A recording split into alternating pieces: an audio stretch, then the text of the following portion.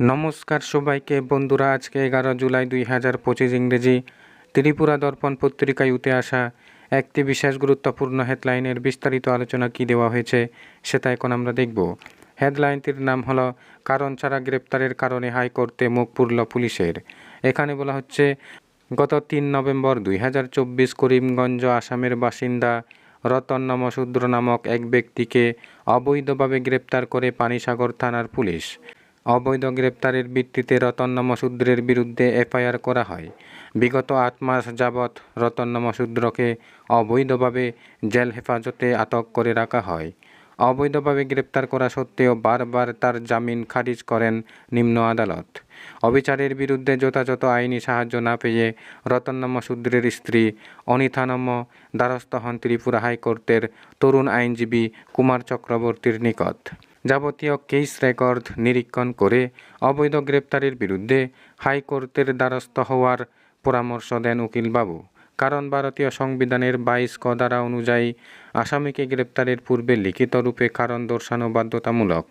সেই মর্মে উচ্চ আদালতে দ্বারস্থ হয়ে উক্ত আসামির স্ত্রী অনিতা নম ফৌজদারি রিট মামলা দায়ের করেন।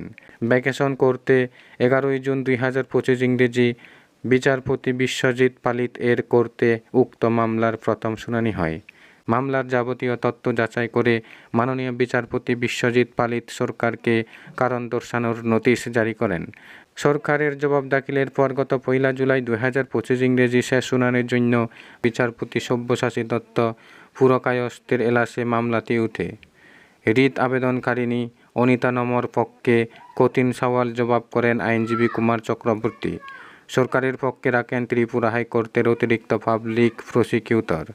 রিট আবেদনকারিণীর পক্ষে উকিলবাবু সংশ্লিষ্ট আইন ও সুপ্রিম কোর্টের বিবিধ রায়ের প্রতি বিচারপতির দৃষ্টি আকর্ষণ করেন এবং উক্ত বেআইনি গ্রেপ্তারের তীব্র নিন্দা করে আসামি রতন নমশূদ্রের অবিলম্বে রেহাইয়ের দাবি করেন।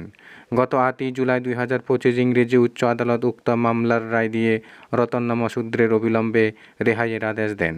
উচ্চ আদালত উক্ত রায়ে স্পষ্ট করে দেন যে কোনো আসামিকে গ্রেপ্তারের পূর্বে লিখিত রূপে গ্রেপ্তারের কারণ দর্শানো বাধ্যতামূলক এবং তার অনুপস্থিতিতে আসামিকে গ্রেপ্তার করা সম্পূর্ণভাবে বেআইনি।